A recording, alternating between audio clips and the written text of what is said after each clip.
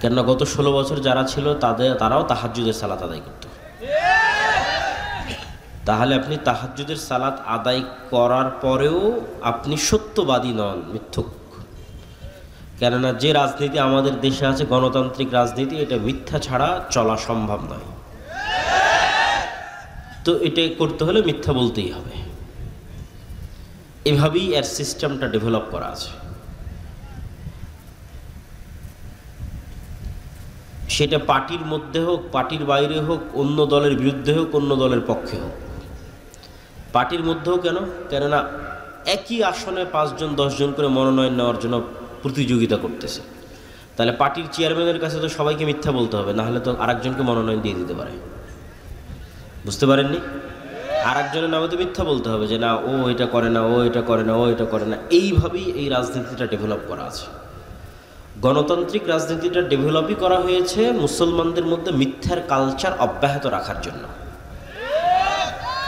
কেননা ব্রিটিশরা 190 বছর মুসলমানদেরকে গোলাম রেখে মিথ্যা বলা শিখিয়েছিল। বাই বর্ন মুসলমানেরা মিথ্যা বলা জানতো না। আর মক্কার মুশরিকরা, কাফেররা পর্যন্ত মিথ্যা বলা জানতো না। মুসলমান তো বহু দূরের কথা। আবু সুফিয়ান মুহাম্মদ সাল্লাল্লাহু আলাইহি ওয়াসাল্লামের সবচেয়ে বড় শত্রু, সব যুদ্ধে আল্লাহর নবীর বিরুদ্ধে নেতৃত্ব দিয়েছে।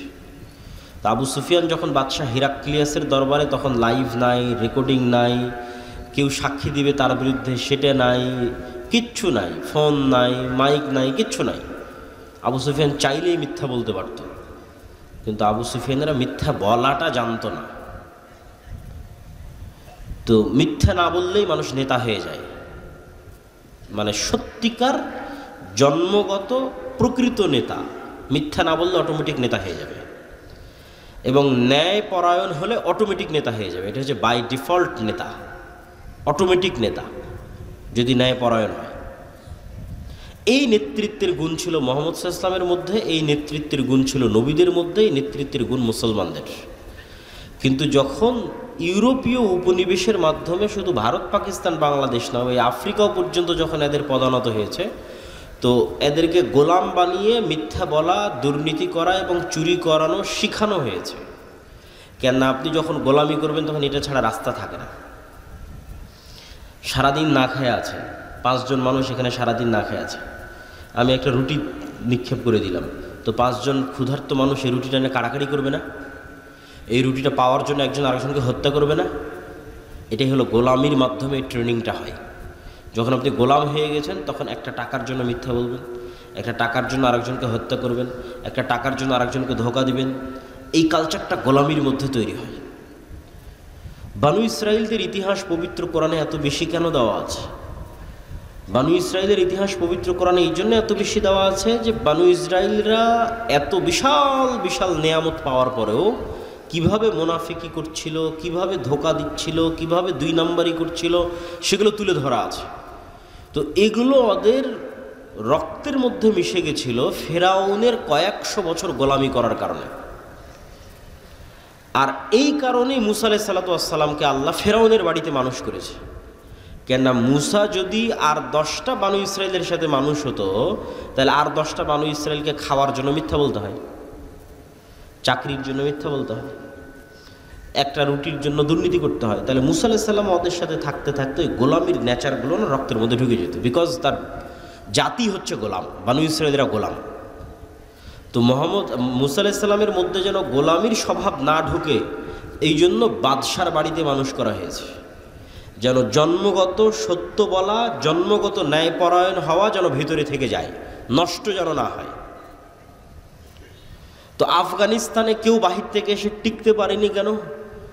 বেশিরভাগ আফগানিদের জন্মগত সত্য বলা এবং জন্মগত ন্যায়পরায়ণ হওয়ার স্বভাবটাকে ধ্বংস করতে পারেনি। এই জন্য কেউ আফগানিস্তানে এসে সেভাবে বেশি দিন টিকতে পারেনি। আর যেই জাতিরই আপনি জন্মগত সত্য বলা এবং জন্মগত ন্যায়পরায়ণ হওয়ার স্বভাব ধ্বংস করে দিয়েছেন, আগের 16 বছরের যারা ছিল তারা যেমন বিক্রি হয়ে গেছে, এখন যারা আছে তারাও পাল্লা দিচ্ছে কে কার কাছে বিক্রি হয়ে যাবে, কে আমেরিকার কাছে বিক্রি হবে আর কে ভারতের কাছে বিক্রি হবে, কেন? স্বভাব রক্তের মধ্যে গোলামি, অতএব টাকার কাছে বিক্রি হতে হবে। এখানে আপনি কল্যাণকর, যতক্ষণ এই দুইটা মৌলিক নেতৃত্বের মূলনীতি ঠিক না হবে। আল্লামা ইকবাল বলেছেন, সবক ফিরসে পর সাদাকত কা, শুজাআত কা, আদালত কা, লিয়া জায়গা তুঝসে কাম, দুনিয়া কি ইমামত কা। মুসলমানদের মধ্যে নামাজ আদায়কারী মুসলমানের কমতি নাই, মুসলমানদের মধ্যে হাজি মুসলমানের কমতি নাই, দানশীল মুসলমানের কমতি নাই, কিন্তু মিথ্যা বলবে না, সত্য কথা বলবে এবং ন্যায় পরায়ণতার উপর অটল থাকবে, দুর্নীতি করবে না, নিজ দায়িত্বের আমানতের খেয়ানত করবে না। এই রকম মুসলমানেরই অভাব পড়ে গেছে। এই রকম মুসলমান যদি তৈরি হয়ে যায় তো সারা পৃথিবী আবার মুসলমানেরা নেতৃত্ব দিবে। এই বক্তব্য আমি দীর্ঘ গত 1.5-2 বছর দিয়ে এসেছি মুনাফিকের আলামতের উপর, যে বহু মানুষ মুসলমান কিন্তু মুনাফিক। সে হজ করতেছে, মনে করছে আমি হজ করছি, ওমরা করতেছি, দান করতেছি, কিন্তু মুনাফিক। কেননা ঈমান থাকলে কখনো মানুষ মিথ্যা বলতে পারে না। অন্তরে যদি ঈমান থাকে, অন্তরে ঈমান থাকলে মানুষ কখনো অন্যায় করতে পারে না, দুর্নীতি করতে পারে না, যদি অন্তরে ঈমান ঢুকে যায়। এই জন্য এবারের আলোচনার বিষয়বস্তু হচ্ছে ঈমান, আল ঈমান বিল গায়েব। আল ঈমান বিল গায়েবের ওপর বই লেখাও সম্পূর্ণ হয়েছে। আল্লাহর পথে যাত্রা নামে আগামী 6-7 নভেম্বর সালাফি কনফারেন্স, মানে 1 সপ্তাহ পরেই আল জামিয়া সালাফিয়া ডাঙ্গিপাড়া পবা রাজশাহী, পাকিস্তান, ভারত, সৌদি আরব, বাংলাদেশের বড় বড় আলেম ওলামারা থাকবে। 2 দিনব্যাপী সম্মেলন। আপনারা যাবেন তো ইনশাআল্লাহ? দাওয়াত থাকলো আপনাদের, আল্লাহ কবুল করুক। তো সেখানে প্রকাশ পাবে আর কি বইটা। তো সেখান থেকেই ধীরে ধীরে টুকটাক আলোচনা নিয়ে আসার চেষ্টা করতেছি। এখন আলোচনা সেভাবে সাজানো গোছানো হয়ে ওঠেনি, যে একদম একদিক থেকে সাজানো গোছানো বলতেই থাকবে এরকম হয়নি। তবে সারমর্ম কথা যতটুকু পারি ততটুকু বলি। ঈমান বিল গায়েব, ঈমান নাই মুসলমানদের ঈমান বিল গায়েব নাই। এটা আরও ভালো বুঝলাম কখন? সরকার পড়ে যাওয়ার পর যখন ইসলামী ঘরানার অসংখ্য দল, মতাদর্শ সবার সাথে উঠা বসা করার আল্লাহ সুযোগ দিল, এবং আলহামদুলিল্লাহ এখনও সেই সুযোগটা আছে। সবার সাথে একটা ভালো সম্পর্ক, সুসম্পর্কের ভিত্তিতে যাতায়াত আছে, যাওয়া আসা হয়। তো এই যাতায়াতের ভিত্তিতে আমি আর একটা নতুন জিনিস শিখলাম, যেটা হয়তো আমারও ছিল না, আমার ধারণা। আমি এটা শিখলাম যে আমরা যারা মুসলমান হয়তো দ্বীনের দাওয়াত দিচ্ছি, হয়তো মসজিদ মাদ্রাসা গড়ে তুলতেছি, হয়তো ইসলামী দল পরিচালনা করতেছি, আমাদের এখনও পরিপূর্ণরূপে ঈমান বিল গায়েব অর্জিত হয়নি। অদৃশ্যের উপর বিশ্বাস মজবুত হয়নি যেভাবে সাহাবীদের ছিল। এই 6টা বিশ্বাসের কথা সবাই জানে। তো ওইটা মুখে বললে কোনো সমস্যা নাই, যে আশহাদু আল্লা ইলাহা ইল্লাল্লাহ ওয়া আশহাদু আন্না মুহাম্মাদার রাসূলুল্লাহ, কিন্তু এই 6টার কাজ মুখে বলার সাথে নয়। এই 6টার কাজ কিসের সাথে? অন্তরের সাথে। কিন্তু আমরা এই 6টাও মুখে বলে শেষ করে দিয়েছি, যে আল্লাহর উপর ঈমান আনলাম, ফেরেশতাদের উপর ঈমান আনলাম, নবী রাসূল কিতাবের উপর ঈমান আনলাম, তাকদীরের উপর ঈমান আনলাম, পরকালের উপর ঈমান আনলাম। মুখ পর্যন্তই শেষ। কেউ আর বাস্তবে কোনোদিন অন্তর দিয়ে সত্যিকারভাবে বিশ্বাস করলো না যে আল্লাহ কে, আল্লাহর শক্তি কি, আর ফেরেশতা কে, ফেরেশতা কোথায় থাকে, কি করে, ফেরেশতা আসলেই আছে কিনা পৃথিবীতে, আর পরকাল পুনরুত্থান, মরার পরে কীভাবেই বা পরকাল পুনরুত্থান হবে। ফলত বললাম মুখে এই কথাগুলো, কিন্তু জীবন চলতে থাকলো দুনিয়ামুখী, বস্তুবাদী। আমরা আমাদের অসংখ্য জীবনের অসংখ্য সিদ্ধান্ত দুনিয়াকে সামনে রেখে নিই, দুনিয়াকে কেন্দ্র করে নিই, বস্তুকে কেন্দ্র করে নিই। কখনো অদৃশ্যের উপর বিশ্বাসকে কেন্দ্র করে আমরা সিদ্ধান্ত নেই না। কেননা আমাদের দরকার ইমিডিয়েট রেজাল্ট, এখনই রেজাল্ট দরকার। অতএব এখন এটা ছাড়া আর তো কোনো ওয়ে নাই। তো ব্যক্তিগত জীবনে অসংখ্য উদাহরণ দেওয়া সম্ভব। আমরা জাতীয় জীবনেরই কিছু উদাহরণ দিই, যে ঈমান বিল গায়েব দুর্বল এবং ঈমান বিল গায়েব সম্পর্কে জ্ঞান অর্জন করা প্রয়োজন কেন। মূসা আলাইহিস সালাতু ওয়াস সালাম ফেরাউনের মোকাবেলায় যত দুর্বল ছিলেন, আজকের ফিলিস্তিনের গাজার মুসলমানেরা ইসরায়েলের মোকাবেলায় অত দুর্বল নয়। আবারও বলি, আজকের ফিলিস্তিনের গাজার মুসলমানেরা দুনিয়াবী শক্তির দিক থেকে আজকের ইসরায়েলের কাছে যত দুর্বল, তার চেয়ে শত গুণে বেশি দুর্বল ছিলেন দুনিয়াবী শক্তির দিক দিয়ে নবী মুসা ফেরাউনের দুনিয়াবী শক্তির সামনে। একটা পয়েন্ট গেল। পয়েন্ট নাম্বার 2,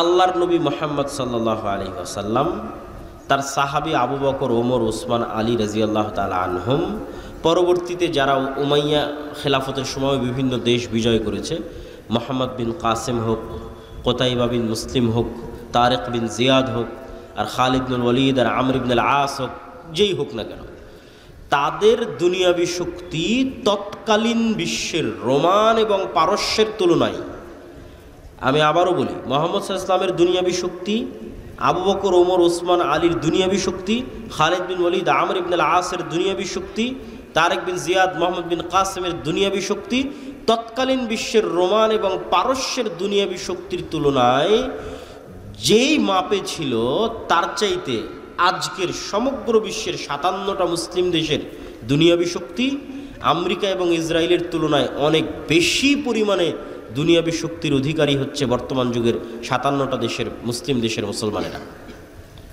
ওই যুগের তুলনায় সাহাবীদের যুগে রোমান এবং পারস্যদের দুনিয়াবী শক্তির তুলনায় তাদের যে দুর্বলতা ছিল সেটার তুলনায় এই যুগের মুসলমানেরা বেশি শক্তিশালী। তাহলে এই যুগের মুসলমানরা মাজলুম কেন? বিজয় নাই কেন? বিজয় তাদের কাছে ধরা দিচ্ছে না কেন? ওই যুগের সাহাবীদের যেই লেভেলের ঈমান বিল গায়েব ছিল, মানে ফেরেশতাদের উপর তাদের যেই লেভেলের বিশ্বাস ছিল, আল্লাহর উপর তাদের যেই লেভেলের বিশ্বাস ছিল, পরকাল হবে, পরকাল কেমন, এটার উপর তাদের যেই লেভেলের বিশ্বাস ছিল, আজকের মুসলমানদের তার সিকি পরিমাণও নাই। ফলত দুনিয়াবী শক্তি যত বেশিই থাক, কোনো কাজের কাজ হবে না, হচ্ছেও না।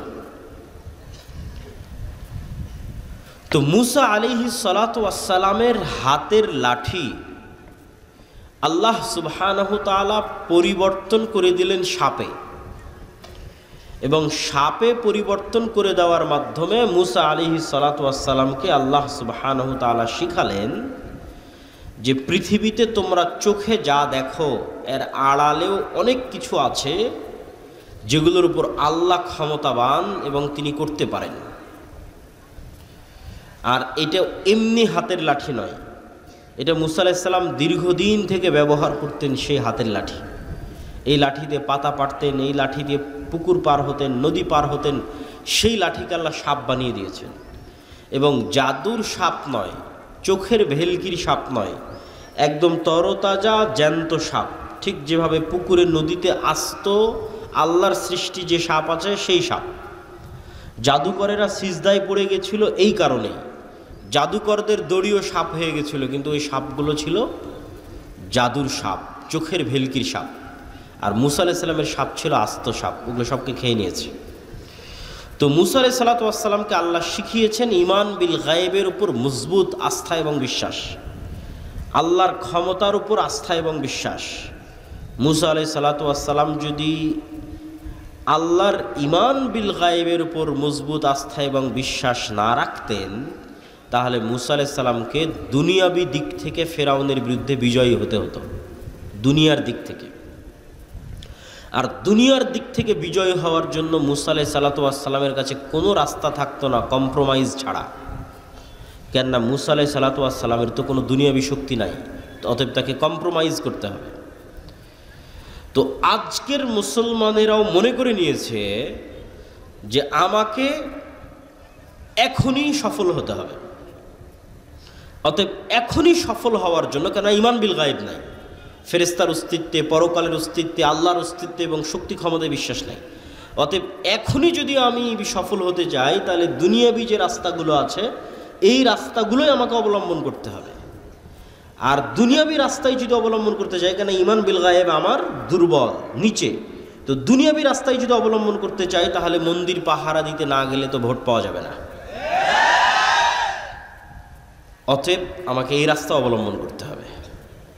যদি এর চাইতেও কোনো খারাপ রাস্তা অবলম্বন করা লাগে, তাহলে সেটাও করা যেতে পারে, মানে করা হতে পারে। কেননা আমার মাথায় আছে যে দুনিয়াবি লজিকেই একমাত্র সফলতা সম্ভব। গায়েবের সহযোগিতা বলে কিছু আছে, ইমান বিল গায়েব, ফেরেশতার অস্তিত্ব বলে কিছু আছে, পরকালমুখী সিদ্ধান্ত বলে কিছু আছে, এটা আমাদের ব্রেন থেকে আউট হয়ে গেছে। এটা শুধু আমি জাতীয় জীবনে বলতেছি না, বাস্তব জীবনে, আপনাদের ব্যক্তিগত জীবনে, আপনাদের পারিবারিক জীবনে সেম অবস্থা। তো আজকে আমরা ইমান বিল গায়েবের একটা অংশের উপর আলোচনা করব, আল ইমান বিল মালাইকা, ফেরেশতাদের উপর বিশ্বাস। ফেরেশতারা কিসের তৈরি বলেন তো? নূরের তৈরি। নূর হচ্ছে এক প্রকারের আলো, কিন্তু এই আলো নয়, সূর্যের আলো নয়, বিদ্যুতের লাইটের আলো নয়, কিন্তু এক প্রকারের আলো, যে আলো পৃথিবীতে আছে কিন্তু চোখে দেখা যায় না। তো আপনি বলবেন পৃথিবীতে আলো আছে চোখে দেখা যায় না, এটা আবার কোন আলো? তো আপনি যখন রিমোট দিয়ে এসি অন করতেছেন, তো রিমোট থেকে আলো বের হয়ে এসিতে গিয়ে লাগতেছে, ওই আলো কোথায় আপনি চোখে দেখলেন? তখন এসি বন্ধ হয়ে যাচ্ছে। আবার যখন চাপ দিচ্ছেন আবার এসি অন হয়ে যাচ্ছে, এটা আলোর কানেকশনে অন অফ হয়ে যাচ্ছে। এবার ইনফ্রারেড লাইট, এটা মেশিন দিয়ে ধরা যাচ্ছে কিন্তু চোখে দেখা যায় না। ওই যে লাইভ চলতেছে, ক্যামেরা, কম্পিউটার, মোবাইল, এগুলো সব আলো। আমার কথা আলোর ওয়েভের মধ্যে ভেসে, আপনি যখন ফোনে কথা বলতেছেন, রাত দিন ফোন ব্যবহার করতেছেন, ফোনে কথা বলতেছেন, ঢাকা কথা বলছেন, আমেরিকা, লন্ডন, ইউরোপ, সাথে সাথে আপনার কথা ইউরোপে চলে যাচ্ছে, ওইটা আলোর ওয়েভের মধ্যে দিয়ে ভেসে ইউরোপ চলে যাচ্ছে। কিন্তু দুঃখজনক হলেও সত্য যে আপনি রাত দিন ইউরোপ আমেরিকায় কথা বলতেছেন, আপনার কথা ইউরোপ আমেরিকার সাথে সাথে চলেও যাচ্ছে। রাত দিন লাইভ দেখতেছেন, হ্যাঁ গাজায় এটা হচ্ছে, সাথে সাথে লাইভ দেখেন, আজকে মিরপুরে এটা জ্বলে যাচ্ছে, সাথে সাথে লাইভ আপনি দেখতে পাচ্ছেন মেশিনের মাধ্যমে। কিন্তু ঠিকই আবার আপনার এটার ইমান নাই যে আপনার কথা এখন সাথে সাথে আমেরিকা লন্ডনে শোনা গেলেও, আমেরিকা লন্ডনের মানুষ বসে শুনতে পারলেও, আর আমেরিকা লন্ডনের কথা আমি এখন সাথে সাথে বসে শুনতে পারলেও, আমার এখনকার কথা আল্লাহ শুনছে না, সেটার বিশ্বাস নাই। অথচ যেটা ব্যবহার করে কথা বলতেছে, ওই ওয়েভ আল্লাহর তৈরি, যেটার মধ্যে দিয়ে কথা পাস হয়ে যাচ্ছে মোবাইলের মধ্যে, মোবাইল থেকে নেটওয়ার্কের মধ্যে, টাওয়ারের মধ্যে, সেখান থেকে আবার আমেরিকা চলে যাচ্ছে, এই যেটার মধ্যে দিয়ে পাস হচ্ছে এটা আল্লাহর তৈরি। তো এটার মধ্যে দিয়ে পাস হয়ে আমি মানুষের কথা শুনে নিচ্ছি, কিন্তু আল্লাহ আমার কথা শুনতেছে না। শুধু যেটা রেকর্ড হয়ে যাচ্ছে সেটা নিয়ে হয়তো আপনি চিন্তা করতেছেন। তা আমি লাইভ দেখতে পাচ্ছি, কিন্তু আল্লাহ সুবহানাহু ওয়া তাআলা আমাকে দেখতে পাচ্ছেন না, বা আমি হয়তো কোনো কিছু গোপনে করে ফেলে দিচ্ছি, এটা অসম্ভব। এই পৃথিবীকে এমনভাবে সেট করা আছে, এই পৃথিবীর কোনো কিছুই, অন্তত আজকের বিজ্ঞানের আলোকে, এগুলোই আল্লাহ ব্যবহার করবেন, এগুলোই আল্লাহ করছেন, এটা কখনই নয়। কেন আল্লাহ সুবহানাহু ওয়া তাআলা এগুলোর মুখাপেক্ষী নয়। কিন্তু এইটা দিয়েই যদি এত দূর হওয়া সম্ভব, তাহলে আল্লাহর ক্ষমতা এবং শক্তি দিয়ে কত দূর হওয়া সম্ভব, সেটা বোঝানোর জন্য বলতেছি। যে আমরা আজকে যে পৃথিবীতে বসবাস করতেছি, বিজ্ঞান বলে এই পৃথিবীতে আমাদের কোনো কথাও গোপন নয়, আমাদের কোনো কাজও গোপন নয়। সেটা আমরা যতই গোপন করার চেষ্টা করি, এগুলো সব সেভ হয়ে আছে। আমি অন্তত দুটো উদাহরণ দিই, যে কাফা বিনাফসিকাল ইয়াউমা আলাইকা হাসিবা, তোমার হিসাব নেওয়ার জন্য আজকে তুমিই যথেষ্ট, এটা কোরআনের আয়াত। তো আমার হিসাব নেওয়ার জন্য আমি যথেষ্ট, কিভাবে আল্লাহ সুবহানাহু ওয়া তাআলা সেট আপ করে রেখেছেন যে আমার হিসাবের জন্য আমি যথেষ্ট। দুটো উদাহরণ দেখেন। আল্লাহ সুবহানাহু ওয়া তাআলা কীভাবে করবেন তা আল্লাহ সুবহানাহু ওয়া তাআলা ভালো জানেন, কিন্তু বিজ্ঞানের আলোকে আমি দুটো উদাহরণ দিই, যেটাতে এখন যদি আমরা চাই যে আপনার বিচার করব, মানুষ যদি চায় যে মানুষের বিচার করবে, আর আল্লাহ যদি মানুষকে ক্ষমতা দিয়ে দেয় তো মানুষও পারবে। সেটা কি? বেশি না, একটু ছোট্ট কল্পনা করেন যে আমার এই কথা আলোর মধ্যে দিয়ে আমেরিকা চলে যাচ্ছে, ওয়েভের মধ্যে দিয়ে, ওইটা দিয়ে আমরা লাইভ দেখতেছি, ওইটার উপরে ইন্টারনেট টিকে আছে। তো এই যে আলোর যে একটা গতি, আলো অন করেন, অফ করার পর অন করেন, ওখান থেকে আসতে একটু হলেও সময় লাগে। এটা টর্চ লাইট ছাড়েন, একটু হলেও ওই মাথায় যেতে সময় লাগে। তো এই যে যত দ্রুত আলোটা চলে গেল, এই আলোর যাওয়ার যে গতি, এই গতির চাইতে আমরা দ্রুত কোনো গতির যন্ত্র বানিয়ে ফেলেছি। কল্পনা করেন যে আমরা এমন একটা যন্ত্র বানিয়ে ফেলেছি যে যন্ত্র আলোর চেয়ে জোরে যায়। তারপরে আলোর গতিতে 30 বছর চললে যত দূরে যাওয়া সম্ভব, আমরা ওর চেয়ে জোরে তত দূরে পৌঁছে গেছি। মানে একটা গাড়ি 100 কিলোমিটার গতিতে চললে যত দূর যায়, আমি বিমান দিয়ে তার আগে ওখানে বসে আছি, তার আগে ওখানেই চলে গেছি বিমান দিয়ে। তাহলে এখন আলো 30 বছর চললে যত দূর যাবে, আমি তার চেয়ে দ্রুত গতির কোনো যন্ত্র দিয়ে তার আগে চলে গেছি। গিয়ে ওই 30 বছর আগে গিয়ে, তথা 30 বছরের দূরত্বের পথে গিয়ে আপনি কল্পনা করেন যে মোবাইলের মতো একটা যন্ত্র আপনি বানিয়ে ফেলেছেন, শক্তিশালী একটা দূরবীন বানিয়ে ফেলেছেন, দিয়ে যদি পৃথিবীর দিকে তাক করেন, তাহলে 30 বছর আগে আপনি এই পৃথিবীতে যা যা করছিলেন তা লাইভ আপনি দেখতে পাবেন।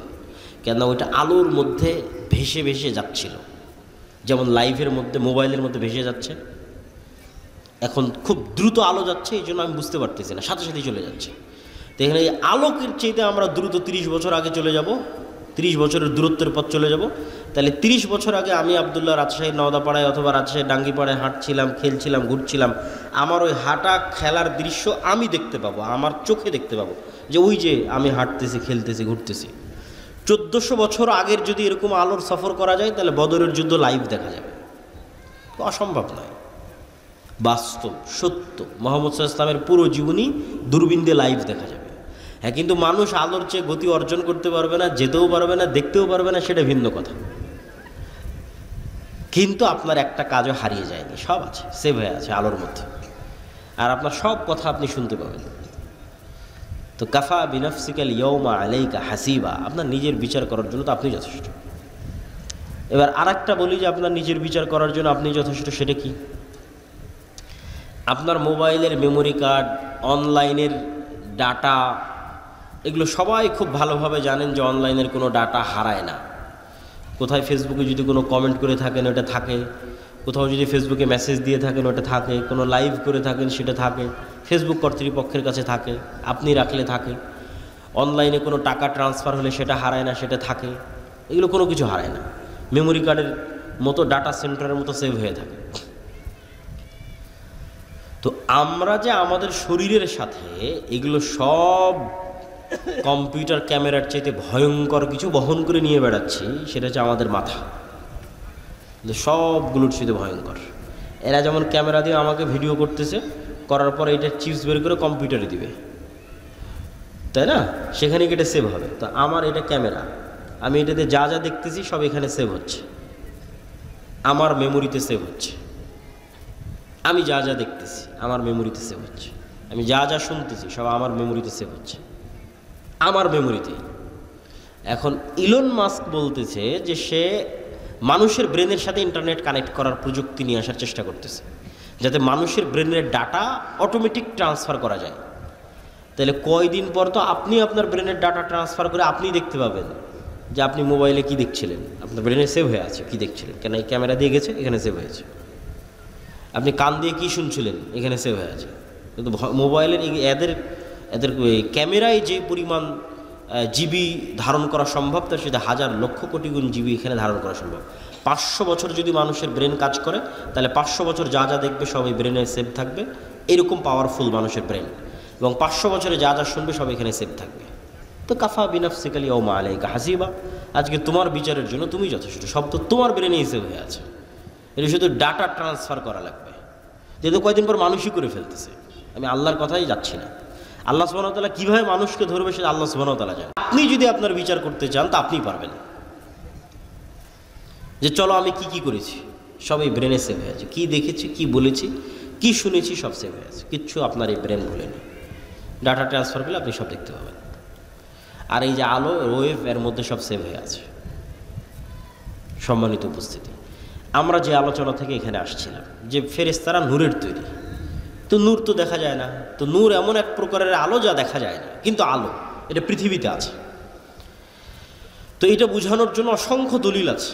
আমার ওই আল্লাহর পথে যাত্রা বই অসংখ্য দলিল আমি দিয়ে রেখেছি। আজকের এই সংক্ষিপ্ত আলোচনা একটু অল্প অল্প করে বলি, কেন বক্তব্য দীর্ঘায়িত করতে চাই না, সংক্ষিপ্ত করতে চাই। আবারও আমাদেরকে রাজশাহী নয় ঢাকা ফিরে যেতে হবে, এটা একটু কষ্টকর আর কি। আল্লাহুম্মা জাআল ফি কলবি নূরা, রাসূল সাল্লাল্লাহু আলাইহি ওয়াসাল্লাম বলছে, হে আল্লাহ আমার অন্তরে নূর তৈরি করে দেন। সামিঈ নূরা, কানে নূর তৈরি করে দেন। বাসরি নূরা, চোখে নূর তৈরি করে দেন। সামনে নূর তৈরি করে দেন, পিছনে নূর তৈরি করে দেন, ডানে নূর তৈরি করে দেন, বামে নূর তৈরি করে দেন, উপরে নূর তৈরি করে দেন, পায়ের নিচে নূর তৈরি করে দেন। তাহলে নূর একটা অস্তিত্বশীল জিনিস, যা সামনে পিছে আগে পরে চোখে কানে অন্তরে তৈরি হতে পারে। লাইটের বাল্বের ভোল্টের মতো বাড়ে কমে। নূর লাইটের বাল্বের ভোল্টের মতো, যেমন ওই যে ফ্যানের পাওয়ারটা বাড়িয়ে দিল, ঠিক যেমন আপনি চোখের পাওয়ার যখন কমে যাচ্ছে তখন চশমা লাগিয়ে নিচ্ছেন, কানের পাওয়ার যখন কমে যাচ্ছে তখন কানে মেশিন লাগিয়ে নিচ্ছেন। তো আপনার কানের পাওয়ারের কম বেশির অস্তিত্বটা যেমন সত্য, চোখের পাওয়ারের কম বেশির অস্তিত্ব যেমন সত্য, এই চোখে নূর তৈরি হয়, কানে নূর তৈরি হয়, অন্তরে নূর তৈরি হয়, এটা তেমন সত্য। রাসূলুল্লাহ সাল্লাল্লাহু আলাইহি ওয়াসাল্লাম বলছেন, আমাদের চোখে আমরা যে পৃথিবী দেখি, এই পৃথিবী আর যে গায়েব আমরা দেখতে পাই না, আল্লাহর অস্তিত্ব, এই দুইটার মধ্যে পর্দা হচ্ছে নূর। আল্লাহর চেহারা, আল্লাহর অস্তিত্ব আমরা যে দেখতে পাই না, এই দুইটার মধ্যে পর্দা হচ্ছে নূর। লাউ কাশাফাহু, যদি এই নূর সরিয়ে দেওয়া হতো, পৃথিবীতে যে নূর আছে, আসমান এবং জমিনে যে নূর আছে, নূর যদি সরিয়ে দেওয়া হতো, আল্লাহর চেহারার তাজাল্লিতে আসমান এবং জমিন ধ্বংস হয়ে যেত। আল্লাহু নূরুস সামাওয়াতি ওয়াল আরজ, আল্লাহ হচ্ছেন আসমান এবং জমিনের নূর। সম্মানিত উপস্থিতি, তাহলে নূরের তৈরি ফেরেশতা। নূর এমন এক প্রকারের আলো যা চোখে দেখা যায় না। 2 নাম্বার, যা মেশিনেও ধরা যায় না। কিছু আলো তো যেগুলো চোখে দেখা যায় না, মেশিনে ধরা পড়তেছে, ওই যে মোবাইলের ক্যামেরার, তারপরে হচ্ছে রিমোট কন্ট্রোলের।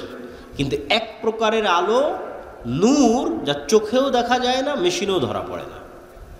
তাহলে আপনি বলবেন, এটা কেমন কথা বললেন যে একটা জিনিস পৃথিবীতে আছে, চোখেও দেখব না, মেশিনেও ধরা পড়বে না? জি, আল্লাহর গায়েবের প্রত্যেকটা জিনিসের কিছু না কিছু আলামত আল্লাহ তার সৃষ্টিজীবের মধ্যে রেখে দিয়েছে।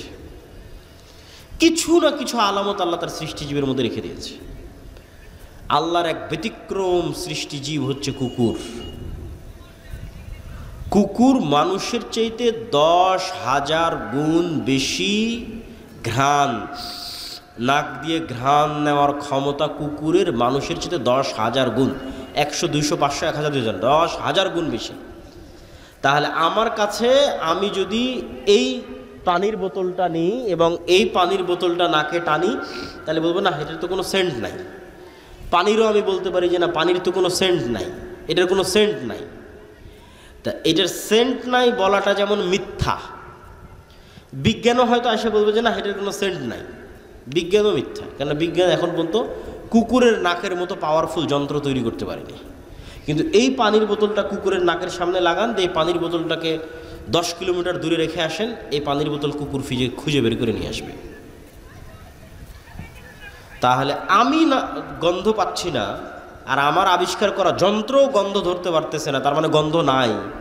এটা কি ঠিক না ভুল? আছে, তার প্রমাণ কি? ওই যে আল্লাহর আর এক সৃষ্টিজীবও ধরতে পারতেছে, ওর কাছে আছে। আমরা যেভাবে একজন আরেকজনকে দেখছি, চিনছি, এভাবে কুকুর চিনে না। কুকুর ঘ্রাণ দিয়ে আপনাকে চিনে। আপনার এই চেহারা, সাদা কালো দাড়ি, অথবা দাড়ি চাছা, লম্বা উঁচু মোটা, এইভাবে দেখে কুকুর চিনে না, যেভাবে আমরা চিনি। ঘ্রাণে চিনে, এটা অমুক, এটা অমুক, ঘ্রাণে চিনে ফেলে। ওইভাবে দেখতেই পায় না কুকুর। আমরা যেভাবে দেখি এভাবে দেখতেই পায় না, তো ওভাবে দেখে চিনবে কীভাবে? ওকে আল্লাহ দিয়েছে ঘ্রাণ শক্তি।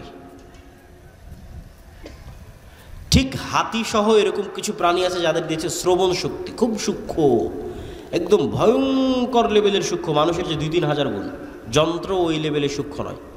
তাহলে একটা আওয়াজ আমি শুনতে পাচ্ছি না, তার মানে ওই আওয়াজটা নাই, মিথ্যা কথা। একটা আওয়াজ কোনো যন্ত্র শুনতে পাচ্ছে না পৃথিবীর, তার মানে আওয়াজটা নাই, মিথ্যা কথা। যে কবরের আওয়াজের আওয়াজ তো আমি শুনতে পাই না, মুগুর দিয়ে তো পিটাচ্ছে, কই আমি তো শুনতে পাচ্ছি না, চিৎকার করতেছে, আমি তো শুনতে পাচ্ছি না, তার মানে আওয়াজ হচ্ছে না। না, ওই লেভেলের আওয়াজ শোনার ক্ষমতা আপনার নাই, কিন্তু ওই লেভেলের আওয়াজ শোনার ক্ষমতা আল্লাহর কিছু কিছু প্রাণীর আছে। তো ঠিক পৃথিবীতে এমনও আলো আছে যে আলো দেখার ক্ষমতা আল্লাহর কিছু প্রাণীর আছে। যেমন কুকুরকে শয়তানের আলো দেখার ক্ষমতা দেওয়া আছে, মোরগকে ফেরেশতার নূর, নূর যেই লেভেলের আলো, ওই লেভেলের আলো দেখার সক্ষমতা মোরগকে, মুরগিকে দেওয়া আছে ফজরের সময় যখন সে চিৎকার করে। সম্মানিত উপস্থিতি, তাহলে পৃথিবীতে নূর অস্তিত্বশীল এবং ফেরেশতারা নূরের তৈরি। এবং ফেরেশতাদের অস্তিত্ব আমাদের সাথে সম্পৃক্ত কতটা বাস্তব আমি না বুঝাতে পারলে সেটা আমার ব্যর্থতা, কিন্তু আমি বুঝানোর তারপর চেষ্টা করব। ঈমান বিল গায়েবকে ইয়াকিনের স্তরে নিয়ে যাওয়ার। ঈমান বিল গায়েবের 6টা বিশ্বাস মুসলমানদের নাই, সেটাকে ইয়াকিনের স্তরে নিয়ে যাওয়া যায় কিনা, পারলে সফল, না পারলে ব্যর্থ, সেটা আমার ব্যর্থতা। সেটা হচ্ছে যে ফেরেশতা অস্তিত্বশীল, এটার অস্তিত্বটা কতটা বাস্তব। আপনি জন্মের পর, পৃথিবীতে জন্মের পরই সর্বপ্রথম আপনার মাকে দেখেছেন। তা আমি যদি বলি আপনার মা নাই, আপনি জীবনও বিশ্বাস করবেন না। তারপরে আপনি বিবাহ শাদী করার পর আপনার ছেলে আপনার চোখের সামনে হয়েছে, তা আমি যদি বলি এটা আপনার ছেলে নয়, আপনি জীবনও বিশ্বাস করবেন না। তাহলে আপনার ছেলের অস্তিত্ব আপনার কাছে যতটা সত্য, আপনার মায়ের অস্তিত্ব আপনার কাছে যতটা সত্য, এর চাইতে অনেক বেশি গুণে সত্য আপনার সাথে ফেরেশতার অস্তিত্ব। কেন আপনার সাথে ফেরেশতার অস্তিত্বের চেয়ে বেশি গুণে সত্য? কেননা আপনার আদি পিতা আদম আলাইহিসসালাতু ওয়াসসালাম পৃথিবীতে সৃষ্টি হওয়ার পর প্রথমে তার মাকে দেখেনি। পৃথিবীতে সৃষ্টি হওয়ার পর বন্ধু হিসেবে প্রথমে তার ভাইকে, বোনকে, মাকে, বাপকে, চাচাকে, মামাকে, খালাকে, স্ত্রীকে, এগুলোকে পায়নি। সৃষ্টি হওয়ার পর চোখ খুলে সর্বপ্রথম যদি দেখে থাকে তাহলে পৃথিবীর ভিন্ন জগতের 2 প্রাণীকে দেখেছে, একটার নাম ফেরেশতা আর একটার নাম জিন। তাহলে মানুষের সাথে মানুষের সম্পর্ক বেশি মজবুত হলো না মানুষের সাথে ফেরেশতার জিনের সম্পর্ক বেশি মজবুত হলো? বলেন এবার আমাকে। ফেরেশতার জিনের সম্পর্ক বেশি মজবুত। জন্মের পর তো তৈরি হওয়ার পর তো আমি আর একটা মানুষকে দেখিনি, প্রথম দেখেছি ফেরেশতাকে, প্রথম দেখেছি জিনকে। তাহলে আমার সাথে পৃথিবীর আর যে কারো অস্তিত্বের চাইতে, আর যে কোনো বন্ধুর চাইতে, আর যে কোনো ব্যক্তির চাইতে বেশি অস্তিত্বশীল, বেশি বাস্তব ফেরেশতার অস্তিত্ব। ওর দেখেই তো আমার যাত্রা শুরু। ওয়াইদ ক্বালা রাব্বুকা লিল মালাইকাতি ইন্নী জাইলুন ফিল আরদি খলিফা ক্বালু আতাজআলু ফিহা মান ইউফসিদু ফিহা ওয়া ইয়াসফিকুদ দিমা। যখন আল্লাহ ফেরেশতাদের ডেকে বললেন, এই ফেরেশতারা, আমি পৃথিবীতে আমার প্রতিনিধি সৃষ্টি করতে চাই, খলিফা সৃষ্টি করতে চাই। বলেন, আল্লাহ আপনার তাসবিহ তাহলিল করার জন্য তো আমরা আছি, করার সৃষ্টি করার কি দরকার? তোমরা তা জানো না যা আমি জানি। তারপরে আল্লাহ আদমকে সৃষ্টি করলেন, করার পর ফেরেশতাদের বললেন তোমরা সিজদা করো। তো প্রথম পরিচয়ই হলো ফেরেশতাদের সাথে। আর এখন কেউ বিশ্বাস করে না ফেরেশতা আছে, এমনি মুখে বলছে ফেরেশতা আছে, ফেরেশতার উপর ঈমান আনলাম, বলার সময় বলেছে, অন্তরে নাই। এবার 2-1টা উদাহরণে যাব আমরা, যে আল্লাহর নবীর যুগে সাহাবীরা ফেরেশতাদের উপর কেমন বিশ্বাস রাখত। আমরা আজকে ঈমান বিল গায়েবের শুধু একটা পয়েন্টের আলোচনা করতেছি, ফেরেশতা। আল্লাহর নবীর যুগে সাহাবীরা ফেরেশতাদের উপর কেমন বিশ্বাস রাখত তার উদাহরণ। তবে তার আগে 2 মিনিট একটু গুরুত্বপূর্ণ জরুরি কথা, সেটা হচ্ছে আমরা যে মসজিদের আয়োজনে এখানে উপস্থিত হয়েছি, এই মসজিদটি একটি নির্মাণাধীন মসজিদ, এবং আমাকে যেভাবে বলা হয়েছে যে ছাদ অথবা কোনো একটা জায়গায় গিয়ে কাজ আটকে আছে। তো আপনারা যারা এখানে উপস্থিত হয়েছেন সকলের প্রতি দত্ত আহ্বান থাকবে যে পরকালের আল্লাহ সুবহানাহু তাআলার দরবারে আপনাদের যে ব্যাংক অ্যাকাউন্ট ওপেন করা আছে, যেটাতে লাভের মাত্রার কোনো পার্সেন্টেজের কোনো সীমা নাই, বরং বাড়তেই থাকবে, বাড়তেই থাকবে, বাড়তেই থাকবে, এবং যেটা দিয়ে কিয়ামতের মাঠের অসংখ্য বিপদ থেকে বাঁচা যাবে। কোথাও ইবাদতের কমতি থাকলে সেটা কাভার দেওয়া যাবে, ব্যাকআপ দেওয়া যাবে, কোথাও গুনাহ থাকলে সেটার কাফফারায় ব্যাকআপ দেওয়া যাবে, কোথাও কোনো মানুষের হক নষ্ট হয়ে থাকলে সেটার কাফফারায় ব্যাকআপ দেওয়া যাবে। কিয়ামতের মাঠে যেহেতু কোনো মুদ্রা টাকা পয়সা থাকবে না, সেহেতু আগে থেকেই টাকা পয়সা পাঠিয়ে রাখা ভালো। তো আগে থেকে টাকা পয়সা পাঠানো থাকলে এবং আল্লাহ সেগুলোকে বাড়াতে থাকলে কিয়ামতের মাঠে বিপদের সময় এই পাঠানো টাকাগুলো কাজে লাগবে। ঠিক দুনিয়াতে যেমন জমানো টাকা বিপদের সময় কাজে লাগে, কিয়ামতের মাঠে জমানো টাকা বিপদের সময় কাজে লাগবে। তো কেউ যদি স্বেচ্ছাসেবকেরা থাকে, যদি যায়, আপনারা সহযোগিতা করবেন। আমরা আমাদের বক্তব্য সামনে আগাই। মুহাম্মদ সাল্লাল্লাহু আলাইহি ওয়াসাল্লামের যুগে সাহাবীদের বিশ্বাস ফেরেশতার উপরে। খুব মজার মজার কয়েকটা ঘটনা আপনাদের সামনে বলবো, যেই ঘটনাগুলো একটা আর একটার সাথে কানেক্ট করলে আপনি দেখবেন যে ফেরেশতা চরিত্র সাহাবীদের সামনে কেমন ছিল আর আমাদের সামনে কেমন। মজার মজার কয়েকটা ঘটনা। সাদ বিন মুআজ নামে এক বিখ্যাত সাহাবী, আউস এবং খাজরাজ গোত্রের নেতা, আনসারি সাহাবী, খন্দকের যুদ্ধে শহীদ হয়েছেন। রাসূল সাল্লাল্লাহু আলাইহি সাল্লাম বলছে সাদ বিন মুআজের জানাজায় ৭০,০০০ ফেরেশতা অংশগ্রহণ করেছে। জাবের রাদিয়াল্লাহু তাআলা আনহু উহুদের যুদ্ধে শহীদ হয়েছেন। জাবের রাদিয়াল্লাহু তাআলার পিতা। তো জাবের রাদিয়াল্লাহু তাআলা আনহু যখন তার পিতার মৃত্যুতে কাঁদছেন, তখন রাসূল সাল্লাল্লাহু আলাইহি সাল্লাম বলছেন, জাবের তুমি কাঁদছো?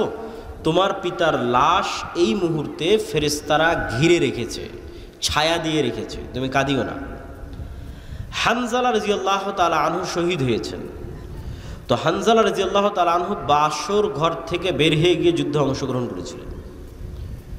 তো সাহাবীরা তাকে ফরজ গোসল দেওয়ার জন্য গোসল দিবেন।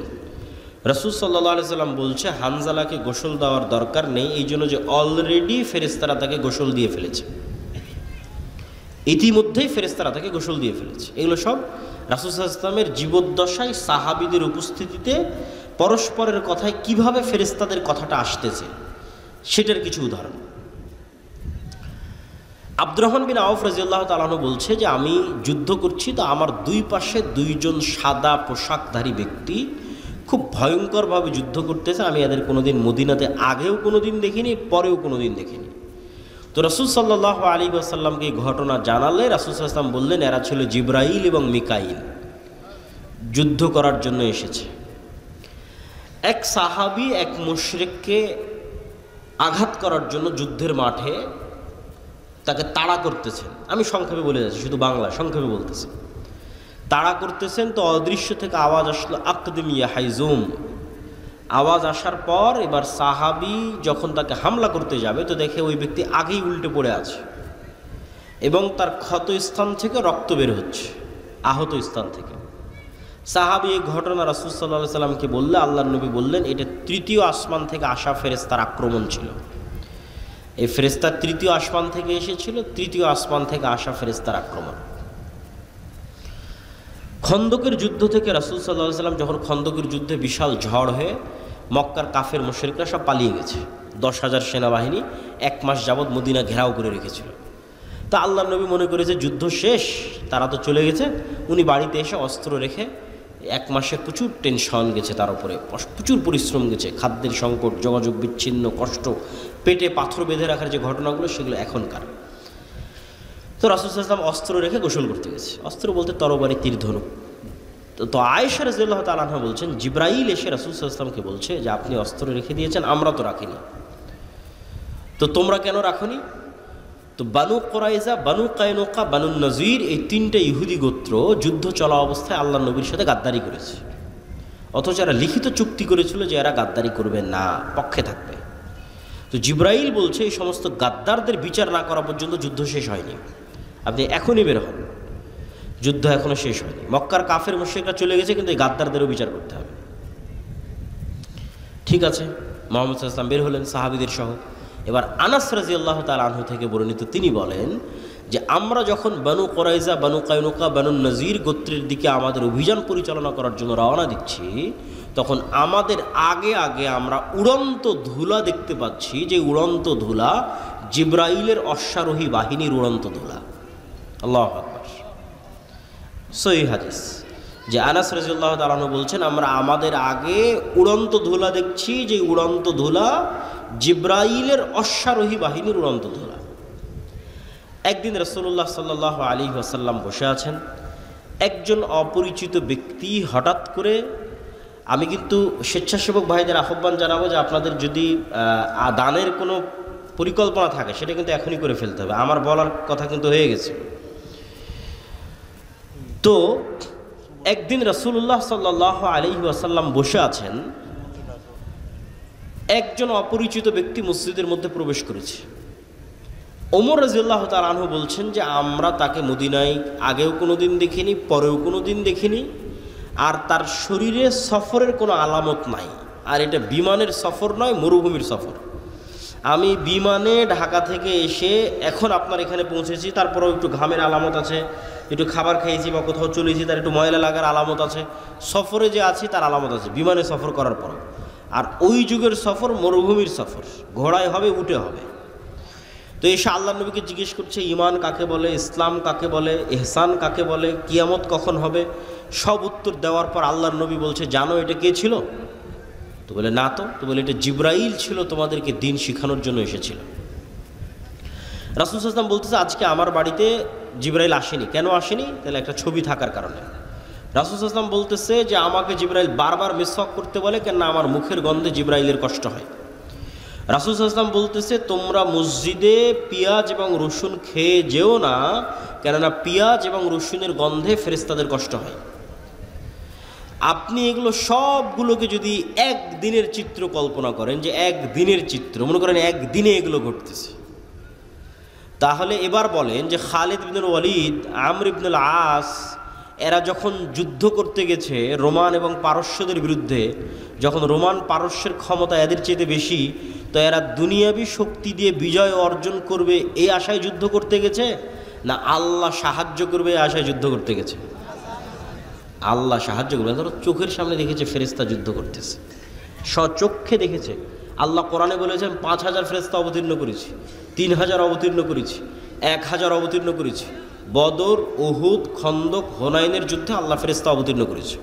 কোরআনের আয়াত সাহাবীদের চাক্ষুষ চোখে দেখা যে ফেরেশতারা যুদ্ধ করতেছে।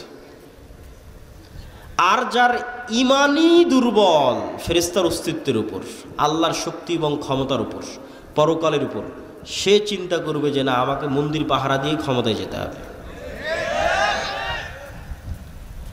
আর যদি ঈমান বিল গায়েব মজবুত থাকে, তাহলে কোনোদিন সে আদর্শে কম্প্রোমাইজ করবে না।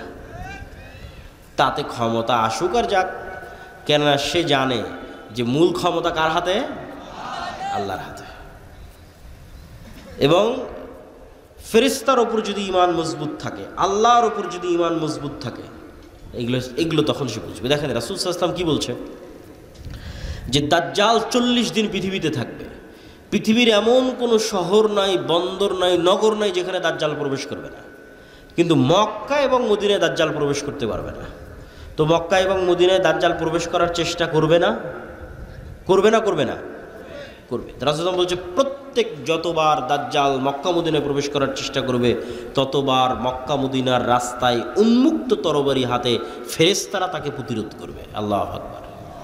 আল্লাহর নবী বলেনি যে মানুষ প্রতিরোধ করবে, ফেরেশতা প্রতিরোধ করবে উন্মুক্ত তরবারি হাতে।